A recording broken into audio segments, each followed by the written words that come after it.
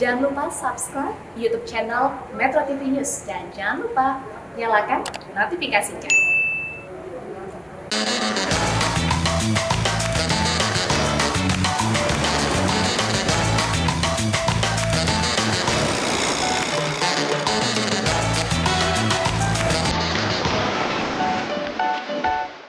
Pada sore hari yang berbahagia ini, saya ingin mengumumkan menteri-menteri baru anggota Kabinet Indonesia Maju. Bapak Muhammad Lutfi.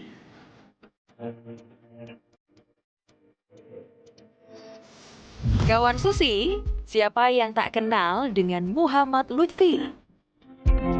Menteri Perdagangan Republik Indonesia yang baru dilantik Presiden Joko Widodo di penghujung tahun 2020. Walau berstatus menteri baru, nama Muhammad Lutfi sudah malang melintang dalam sektor pemerintahan dan bisnis. Muhammad Lutfi pernah menjabat Ketua HIPMI Jakarta pada tahun 1998 sampai tahun 2001. Dan naik sebagai Ketua DPP HIPMI hingga tahun 2004. Di tahun 2005, Muhammad Lutfi mengatur perencanaan penanaman modal nasional di kursi kepala BKPM sampai tahun 2009. Dalam dunia diplomatik, Muhammad Lutfi pernah menjadi Duta Besar RI untuk Jepang pada tahun 2010 hingga tahun 2013. Dan menjadi Duta Besar RI untuk negara adidaya Amerika Serikat pada tahun 2014. Menjelang berakhirnya rezim SBY di tahun 2014, Muhammad Lutfi dipanggil ke istana untuk menduduki kursi Menteri Perdagangan, walau tak sampai 1 tahun menjabat. Dan kini, Muhammad Lutfi kembali sebagai Menteri Perdagangan RI hingga tahun 2024.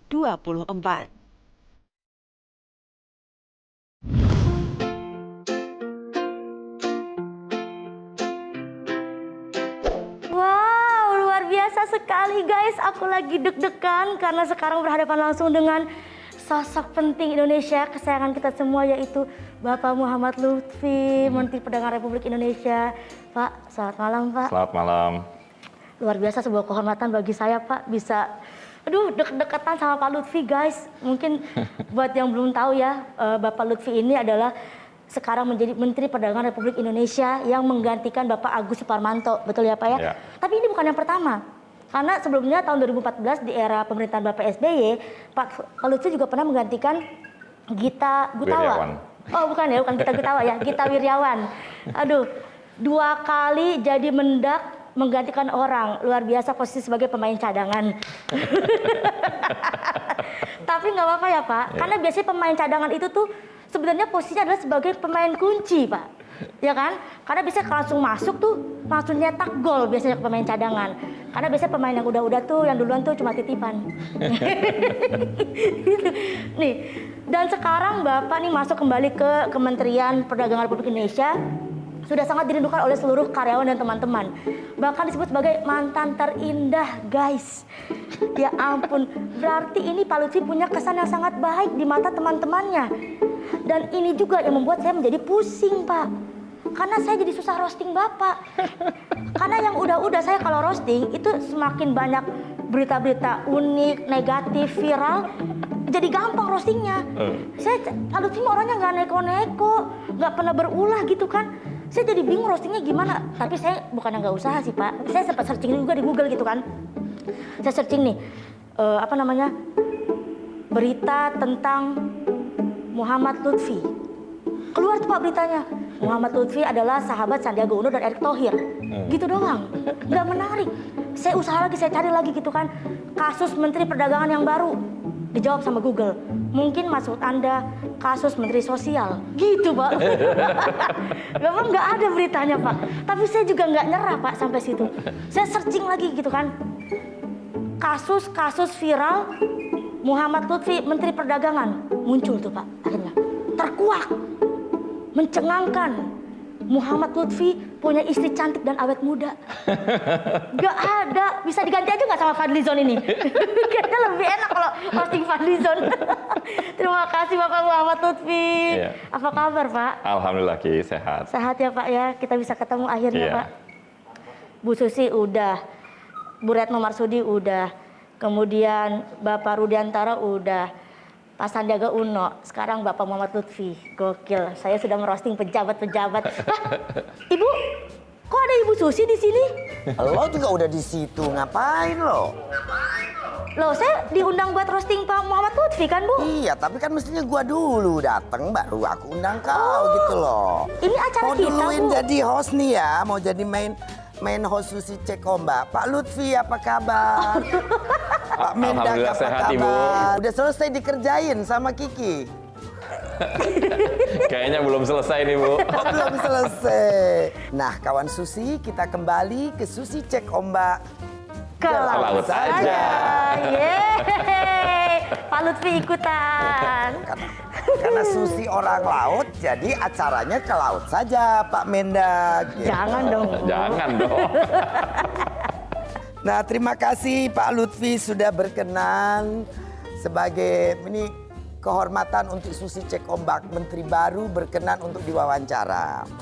Jadi kita ingin bahas nih beberapa isu.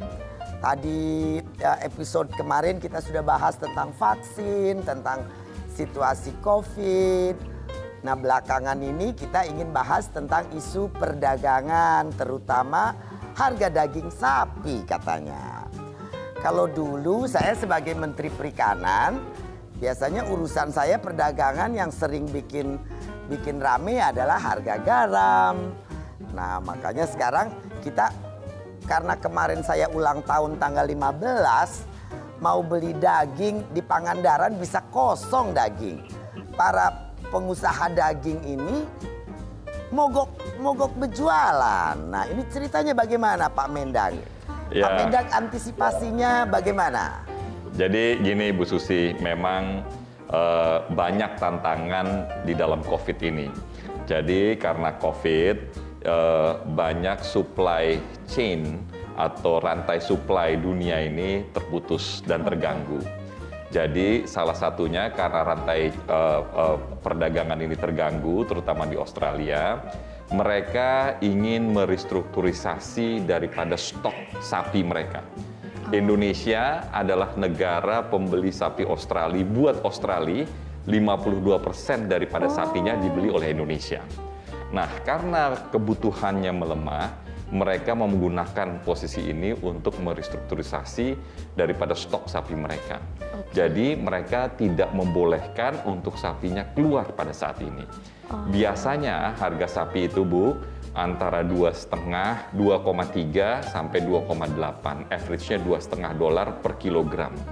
Hari ini sudah naik menjadi 3,8 kilogram sapi hidup ya Bu ya. Jadi itu sampai di Jakarta itu hitungan saya itu setidaknya 120.000. Nah, yang kasihan Bu Susi adalah pedagang. Ini sama kejadiannya sama kedelai untuk pengrajin dan penjual gini ya Bu. Karena kenapa? Karena selama COVID-19 ini harga permintaan daripada daging itu turun lebih dari 40% karena HoReCa, hotel, catering dan restoran itu tutup. Karena mereka tutup, jadi sebenarnya permintaan untuk daging itu lemah. Nah, pada saat yang bersamaan harga naik. Jadi pedagang itu kejepit di tengah. Nah, ini yang kita tuh mesti pakai hati ya Ibu Susi ya. Makanya saya selalu bilang Menteri Perdagangan ini adalah wasit. Jadi memastikan penjual sama pembeli itu berinteraksi dengan baik. Dan saya berusaha seadil mungkin supaya kejadian daripada interaksi ini bisa sama-sama bermanfaat bukan hanya untuk pedagang, penjual, tetapi juga bagi konsumen rakyat Indonesia. Nah, jadi baik Pak Lutfi, ya. mohon maaf saya potong, tapi saya justru sangat penasaran. Di tengah persoalan yang begitu rumit mengenai perdagangan, sektor dagang, penjualan, tapi kenapa Bapak masih mau mengambil jabatan ini yang resikonya sangat besar? Kenapa jadi itu Pak? saya kalau itunya Ki, nggak ada menangnya nih. Harga naik saya salah, Iya. harga jelek harga turun saya salah. Jadi nggak ada menangnya. Tapi ya kan waktu itu kan saya sudah menjadi duta besar di Amerika Serikat. Ketika saya menjadi abdi negara, kasarnya taruh di mana saja saya mesti terima. Tetapi ini kan adalah tugas, jadi saya kerjakan. Sebagai abdi negara ya Pak, jadi mau tidak mau Ya, harus ambil jabatan ini. Luar biasa Ibu. Nah, jadi Bu, sekarang yang masalahnya itu kemarin itu mereka itu ingin supaya barangnya laku. Supaya barangnya laku, mereka hilangkan dulu 3 hari supaya supply dan demand jelas. Tapi saya sudah ketengahkan, nanti saya sebagaimana juga harga kedelai akibatnya kepada tahu dan tempe, saya nanti akan mengumumkan harga wajar sapi berapa. Tapi saat yang bersamaan Bu Susi, saya juga akan mencoba untuk mendobrak pasar daripada kartel yang sudah ada sekarang ini dari Australia untuk mencari market-market baru. Nah, market-market baru ini mudah-mudahan sebelum Lebaran sudah terbuka lagi 1 negara, dan sebelum akhir tahun ini setidaknya 2 negara yang bisa mensuplai sapi. Dan saya langsung pimpin sendiri ya, Bung Abdullah ya. Dan ini karena saya memastikan bahwa saya ingin menjadi wasit yang baik kepada semua pihak, termasuk yang terpenting adalah masyarakat yang menjadi konsumen.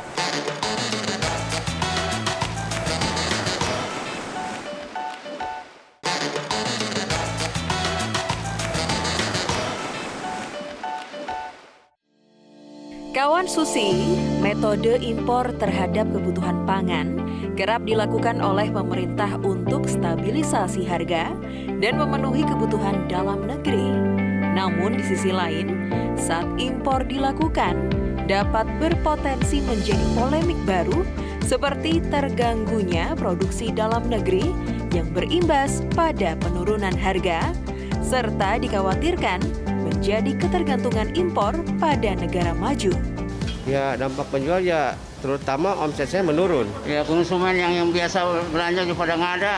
Penjualan biasanya pelanggan saya ngambil 5 kilo bisa turun 3 kilo. Masalahnya harganya kemarin mogok itu bukannya turun malah naik gitu.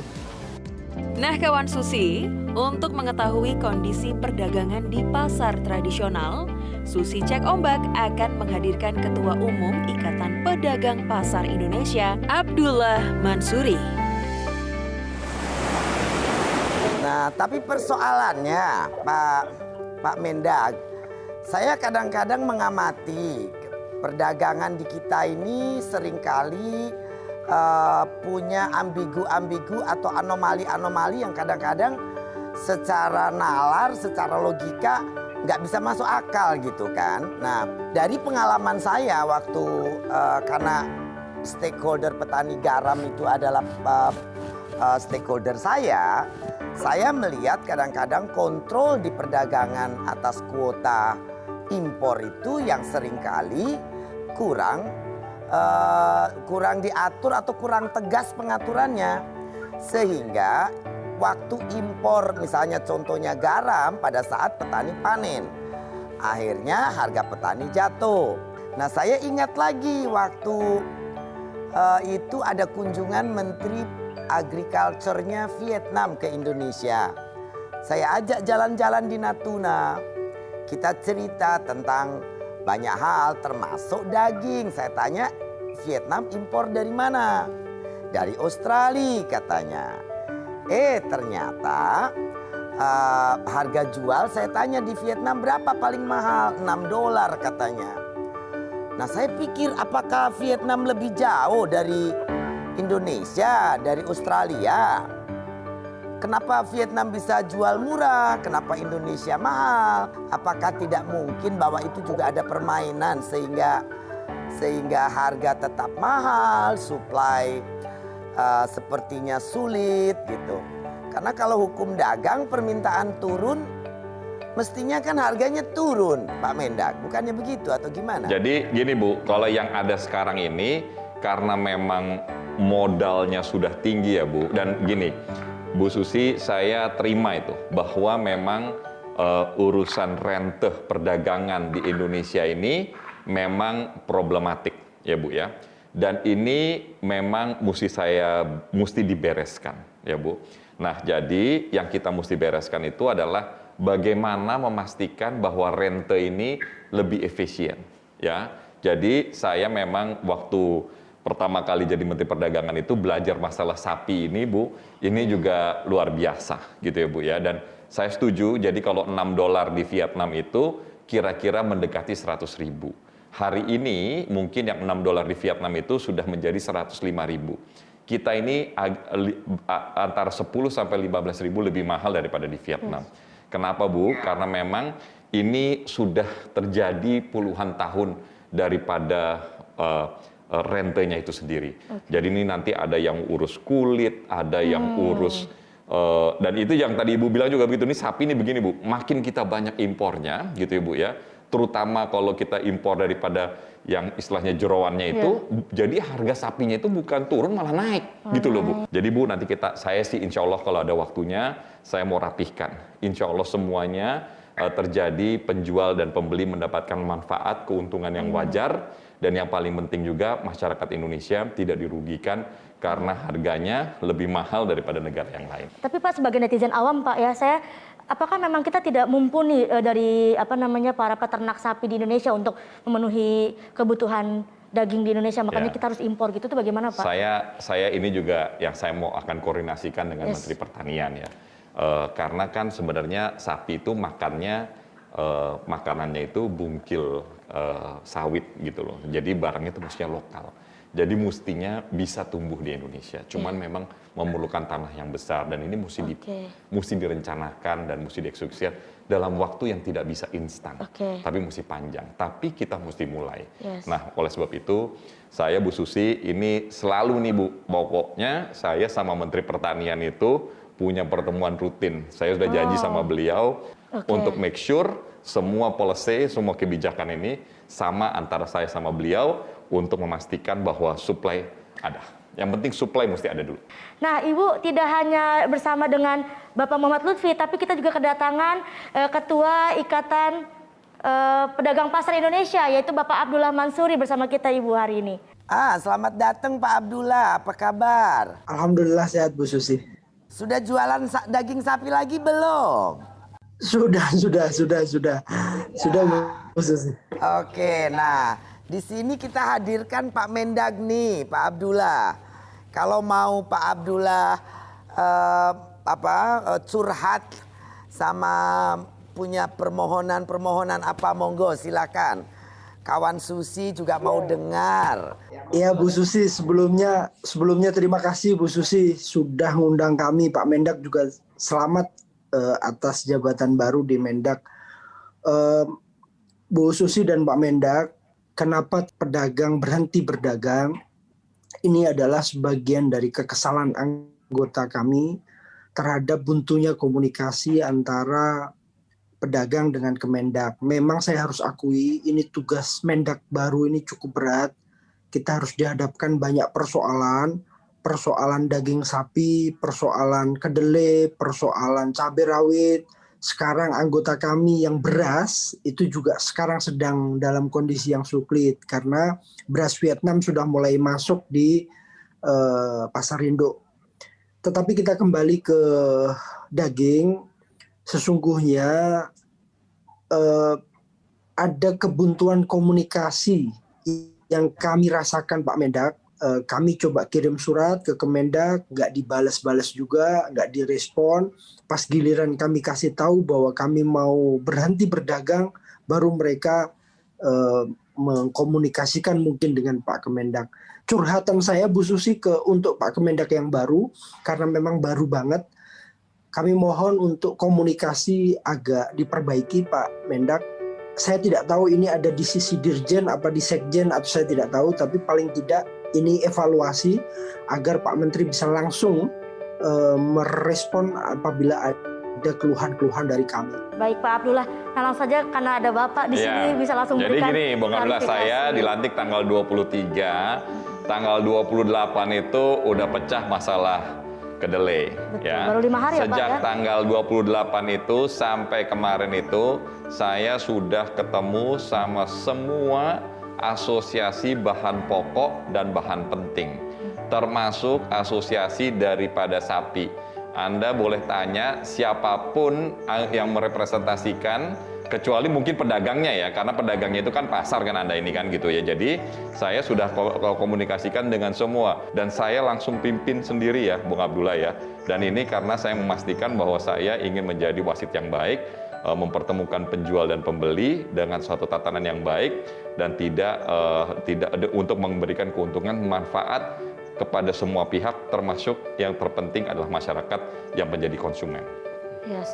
Nah itu tadi ya, karena masih sangat baru dan juga langsung dengan dihadapi dengan permasalahan begitu besar ya Pak Lutfi, sehingga satu persatu harus diselesaikan mungkin sehingga belum menjajaki kepada IKAPI. Nah, tapi masalahnya gini Ki, ya, saya ini Pak? memang nggak punya sosial media, saya nggak punya Twitter, nggak punya Instagram, pokoknya nggak punya sosial media. Kenapa?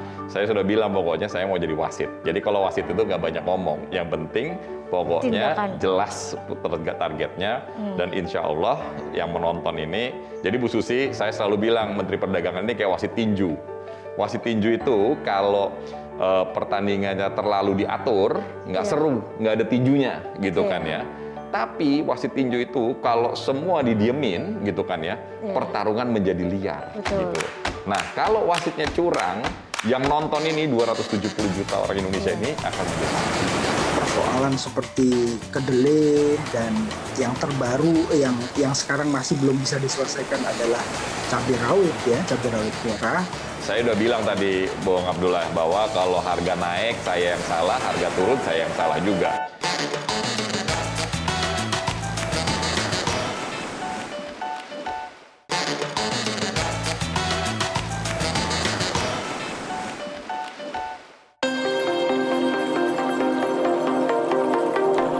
Susi, imbas dari pandemi COVID-19 membuat daya beli masyarakat melemah. Apa indikatornya? Menurut Komite Penanganan COVID-19 dan Pemulihan Ekonomi, pendapatan masyarakat melemah di masa pandemi COVID-19 akibat melonjaknya pemutusan hubungan kerja, pengurangan gaji, berkurangnya rekrutmen perusahaan, dan menurunnya omset usaha. Kawan Susi, biar lebih jelas, yuk kita tanya kepada masyarakat tentang kondisi daya belinya di masa pandemi.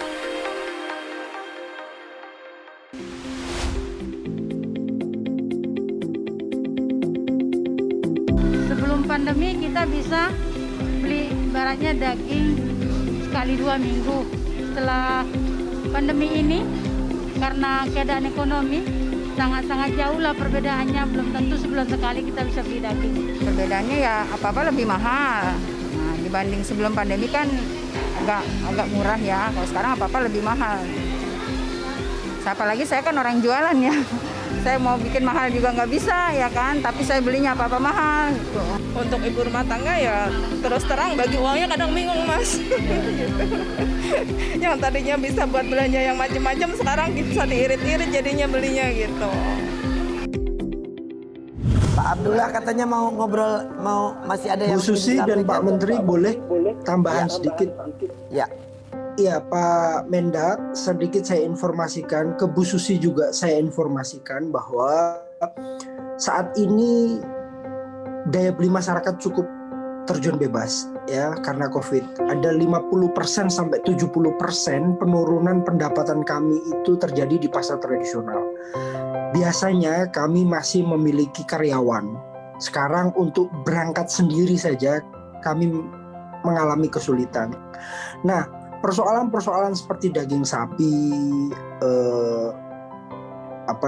persoalan seperti kedelai dan yang terbaru yang sekarang masih belum bisa diselesaikan adalah cabai rawit ya, cabai rawit merah. Ini terjadi setiap tahun Pak Mendak, setiap tahun terjadi Bu Susi, pas giliran panen raya harga jatuh ya. Pas giliran petani nggak tanam, kami sulit di pasar. Nah memang kalau boleh saya mengusulkan koordinasi antara Kementerian Perdagangan dan Pertanian dalam rangka supply dalam rangka produksi dan distribusi itu lebih diperkuat. Ini aja masukan saja Pak Mendak, karena beberapa kali itu terjadi dan itu sulit ditangani. Nah yang bahaya itu memang Bu Susi adalah masalah cabai. Saya udah bilang tadi Bung Abdullah bahwa kalau harga naik saya yang salah, harga turun saya yang salah juga. Masalahnya kalau cabai ini, Ki, orang Indonesia, Bu Susi, tidak mau makan cabai botol, cabai pasta, gitu kan ya, atau cabai kering. Maunya cabai segar. Cabai segar. Nah, ini yang kejadian. Kemarin cabai rawit itu sampai hari ini masih naik. Tapi dalam 4-5 hari ke depan, ini panen cabai rawit. Kalau cabai besar dan cabai keriting ini sudah turun harganya, karena udah mulai panen. Rawit sebentar lagi, begitu panen gitu kan ya, harga jatuh. Harga jatuh sampai 10.000. Nah, ketika harga jatuh, petani nggak dapat apa-apa. Begitu harga naik, petani nggak dapat apa-apa, gitu loh. Nah, permasalahannya kita memang tidak mempunyai satu teknologi saat ini, belum kita punyain satu teknologi yang bisa menyimpan cabai ini supaya fresh dalam waktu yang lama. Pak Mendak, dari hasil saya mengamati selama ini, Pak, sebelumnya waktu saya masih dagang ikan, kemudian saya di Kementerian Kelautan dan Perikanan berurusan dengan garam, dengan harga ikan, produk-produk yang ada impor. Petani panen, harga jatuh. Pada saat petani tidak panen, harganya naik. Pedagang harus beli barang impor yang mahal. Nah, waktu 2016, 2017, harga garam karena saya minta tolong kuotanya tidak ditambah impornya, waktu itu sempat menjadi 2.600 bahkan 3.000. Itu kata petani garam adalah pertama kali dalam sejarah mereka jual garam panenan mereka di atas Rp1.000. Apa sudah saatnya Kementerian Perdagangan tuh melihat secara overall, jadi tidak setiap tahun tuh muncul problem yang sama, supaya ketergantungan dari luar juga berkurang. Jadi memang gitu Bu Susi, memang ini di perdagangan itu adalah kancah pertama kali ketemu antara supply domestik dan supply internasional atau impor, ya Bu Susi. Kita memang kalau urusan pangan terutama ya Bu Susi, saya ini juga agak pening pertama kalinya. Bagaimana tidak? Sumber protein bangsa Indonesia ini datangnya dari kedelai, ya Bu Susi. Tapi kedelainya dari zaman dulu itu 90% atau lebih itu impor. Karena kedelai menurut strukturnya tidak bisa tumbuh di alam tropis kayak di Indonesia. Kalau dia tumbuh di Indonesia tidak produktif, berkompetisi dengan yang asing, gitu ya Bu Susi. Nah, itu jadi permasalahan. Ayam Bu Susi itu produksinya tuh sampai petani kecil di Indonesia itu bertani ayam, berternak ayam. Tetapi makanan ayam itu 90% impor. Sapi ya Bu Susi, makanannya bisa 90% dari Indonesia. Tapi sapinya yang impor. Jadi ini dari zaman dulunya ini, dan kita berbicara ini puluhan tahun ya Bu Susi, tanpa menyalahkan satu sama yang lainnya, tapi ini kita berbicara panjang.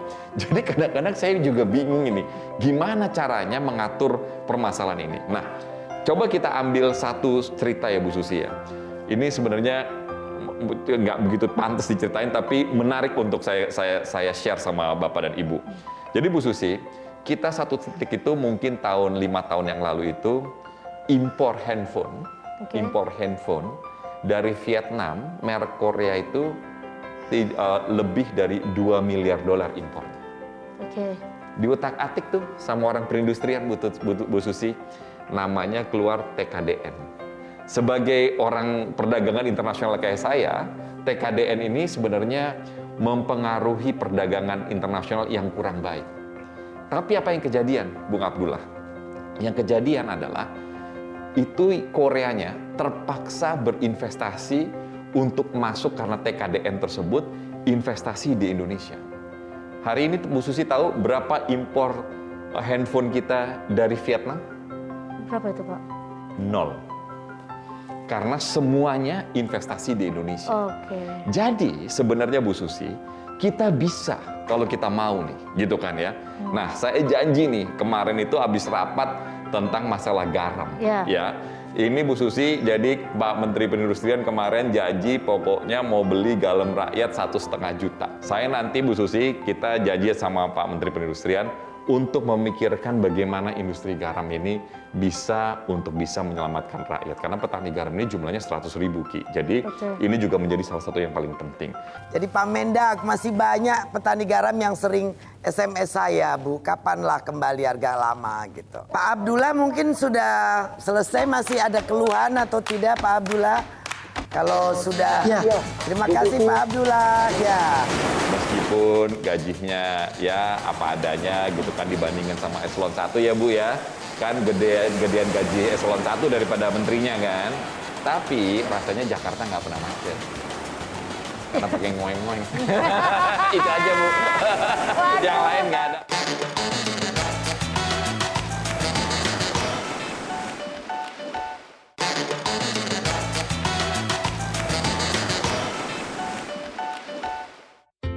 Kawan Susi masih ingat dengan foto ini?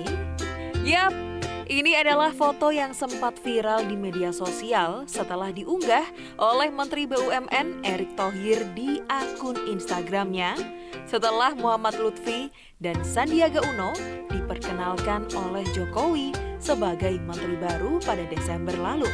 Foto itu diabadikan 31 tahun lalu saat Erick Thohir, Muhammad Lutfi, dan Sandiaga Uno menimba ilmu di negeri Paman Sam. Netizen ramai menyoroti persahabatan ketiganya yang dinilai sukses dalam menimba ilmu serta kompak mengabdi untuk negeri. Wah, kawan Susi penasaran gak sih dengan cerita lengkap persahabatan mereka? Yuk kita simak. Nah, tadi kita sudah ngobrol tentang perdagangan, daging, garam, kedelai, dan banyak hal.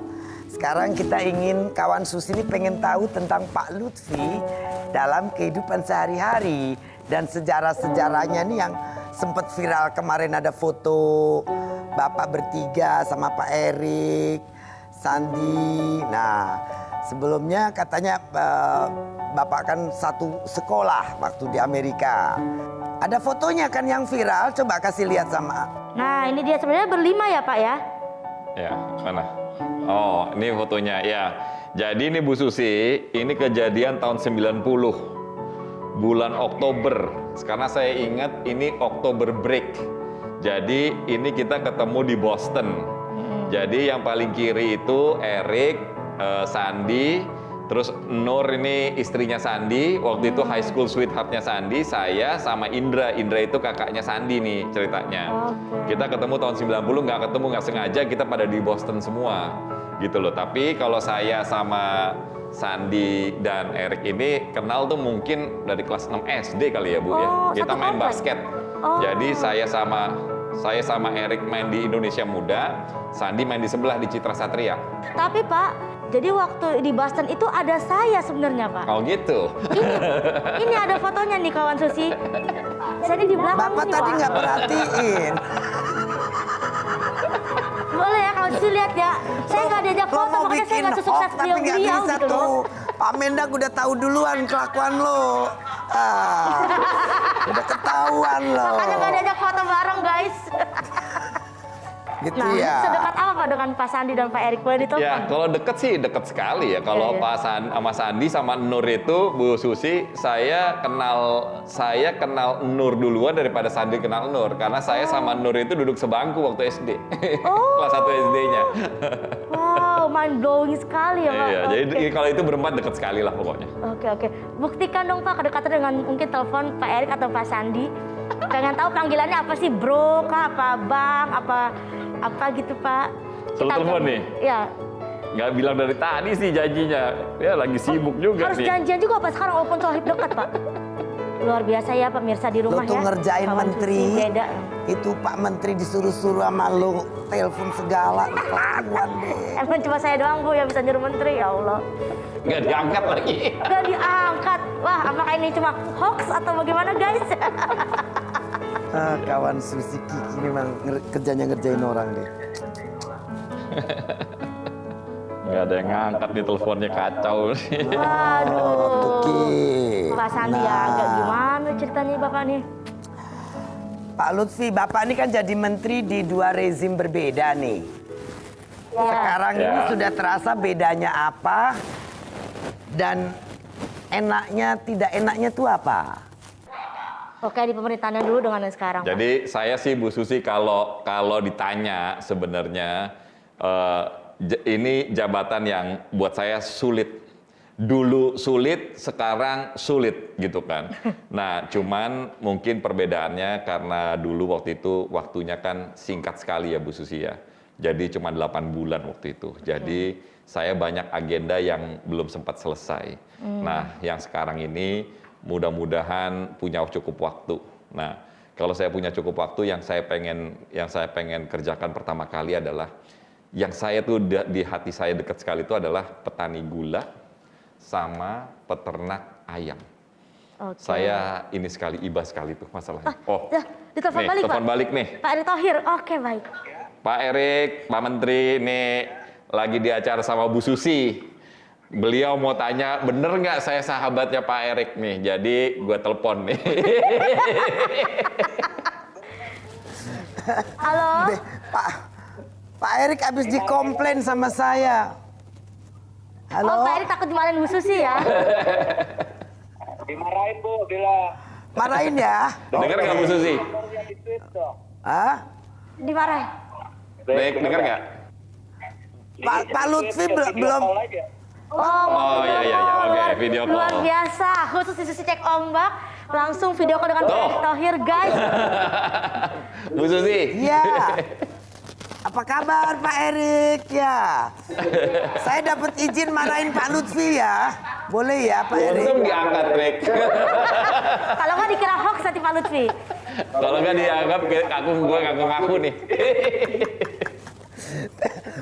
Pak Lutfi nggak ngikutin Twitter, jadi nggak tahu kalau saya pernah minta Pak Jokowi bubarin Kementerian Perdagangan. Sebuah fakta baru. Pak Erick, thank you. Bapak. Beliau masih di kantor itu kayaknya. Masih di kantor? Masih di kantor, guys, luar biasa. Betul, Kau sahabatan. pikir jadi menteri Mereka enak? berangkat nih, ada Hari apa nih Minggu kira-kira ya? jam segini masih di kantor tuh. Ya. Lebih biasa. enak jadi orang bebas. Iya. Ibu Susi, bukan hanya viral soal foto bersama Pak Sandiaga Uno dan Pak Erick Thohir, Bu. Tapi Pak Lutfi juga sempat viral yang tadi saya bilang di roasting bahwa orang-orang salah fokus sama Ibu Bianca. Karena ternyata istrinya Pak Lutfi cantik sekali. Bapak tahu nggak, Pak? Apa? Tahu nggak soal keviralan Ibu? Nggak tahu. Nggak tahu. Makanya main medsos, Pak, main Instagram. Nanti saya ajak Bu Ya, Bianca ke Pangandaran, masak bareng. Kita bikin vlog, boleh tuh. masak-masak. Ibu Bianca ke Pangandaran masak bareng sama Ibu boleh. Susi. Boleh, Bu. Ya, it's only 30 Janji deh minutes kita datang ke flight dari Pangandaran. Halim, Pak. Protokol kesehatan jadi kita banyak yang- pakai dari Halim cuma 30 menit saja. Dan kita nanti bisa ngobrol banyak lagi. Nanti Kiki datang roasting gitu. Tapi protokol kesehatan harus tetap Tapi diterapin Pak, ya. menanggapi itu Pak, Ibu Bianca dibicarakan banyak orang, itu bagaimana pas Bapak tahu nih sekarang, nggak apa-apa? Ya nggak apa-apa, bisa mau diapain. Bener juga ya, emang cantik ya. Aduh luar biasa nih ya, nanti sampaikan salam saya Ya, Ibu Bianca Pak. ya. Baik. Nih, Aduh, Ibu Pak Susi, Lutfi seru ini sekali belum ya. jawab tadi menjadi Menteri Perdagangan 2 rezim itu enaknya apa, tidak enaknya apa, dan perbedaannya apa gitu loh Pak. Tadi Bapak bilang 8 bulan, yang dulu belum sempat, tapi terus kita keputus karena ada telepon masuk. Nah mungkin enaknya dan tidak enaknya tuh antara dulu dan sekarang bedanya apa? Ya pokoknya gini ya Bu, kalau ditanya enak, kalau bedanya dulu sama sekarang tingkat kerumitannya sama, sulitnya dua-duanya sama. Harga naik saya salah, harga turun saya salah.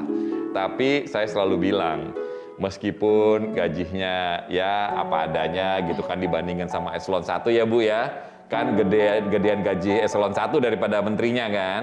Tapi rasanya Jakarta nggak pernah macet. Karena pakai ngoeng-ngoeng. Itu aja Bu. Yang lain nggak ada. Emang Pak Menteri nggak mau pakai ngoeng-ngoeng Pak? Ada yang main-mainnya kan? Oh, ada juga ya. Ya Bu ya. Makanya saya senang pakai udara saja lah. Kalau darat banyak macetnya Pak. Kecuali punya forerunner gitu loh. Nah gitu. Kecuali keder. Tapi Bu, saya mau nanya tadi Bu sama Pak Lutfi, galakan siapa, Pak SBY apa Pak Jokowi? Rasanya dua-duanya galak ya. Pak Jokowi lebih galak kayaknya. Oh iya. Kalau Pak Jokowi kan soalnya kerja. Kalau Pak SBY kan nyanyi. Oh, Saya nggak ngomong itu. Kiki ini nggak boleh loh ngerasain orang yang nggak ada Ki. Itu namanya lo nggak fair tuh. Kalau tukang roasting komedian itu ngerosting yang ada, bukan yang nggak ada loh. Nanti Susi cek ombak jadi dibikin pelintiran, nggak boleh. Tuh kawan Susi, Kiki ini memang kadang-kadang harus di-sprint itu, ini harus di kali-kali ya. Pak Lutfi mohon maaf kalau ada kekurang ajaran kawan saya. Tapi memang ya kadang-kadang saya terlalu baik, jadi saya perlu orang kayak Kiki. Tapi kadang-kadang saya terlalu keras, perlu orang yang bergurau seperti Kiki. Jadi kita ini mencoba saling mengisi. Jadi terlalu serius, ada yang ngajak gurau. Terlalu kelewatan, ada yang membetulkan gitu. Jadi kita ini saling membantu. Kalau saya dipanggil Pak, saya dipukul Pak Bu Susi kalau saya kelewatan. Ya sekarang jauh, nggak ada. Biasa saya gaplok Pak, pakai iPad kalau perlu saya gaplok ya. Pak Lutfi terima kasih banyak atas Sama-sama, Ibu. waktunya, sharingnya. Jadi kawan Susi tahu kenapa harga daging, kenapa daging itu sempat kosong. Nah sekarang Pak Lutfi akan membetulkan semua tata niaganya supaya tidak ada lagi kejadian-kejadian seperti kemarin. Yang penting tentunya konsumsi itu tetap bisa suplainya cukup dan harganya terjangkau. Saya tentunya punya harapan harga daging bisa sama dengan Amerika atau Vietnam gitu Pak Lutfi. Amin. Yang kedua, promosikan ikan karena ikan Indonesia banyak. Jadi dan saya pikir ikan juga proteinnya sebagus daging dan tentunya harganya juga lebih murah. Jadi Bapak mempromosikan perdagangan produk dalam negeri begitu. Itu harapan saya dan tentunya kawan Susi semua. Kita berharap sukses untuk Bapak Menteri Perdagangan yang baru, Bapak Lutfi. Amin. Terima kasih Pak Lutfi, selamat. Terima kasih. Terima kasih ya Pak atas waktunya. Nah, kawan Susi tidak terasa perbincangan kita 1 jam sudah. Tetap saksikan Susi Cek Ombak Setiap hari Rabu jam 8 malam. di Metro TV. Susi Cek Ombak, kau saja. Terima kasih banyak Pak Lutfi. Sehat selalu. Terima kasih Bu. Kawan Susi, pandemi COVID-19 adalah sumber dari berbagai masalah besar yang menyengsarakan segala lini, terutama ekonomi. Sejumlah harga kebutuhan pangan meningkat karena harga transportasi pun meningkat. Di dalam kabut pekat para pedagang gerah. Di tengah daya beli masyarakat yang rendah, kita terus memantau dan patut menadah harapan. Apakah ada sosok yang bisa diharapkan pada pemimpin baru? Apakah akan ada harapan baru? Metro TV. Metro TV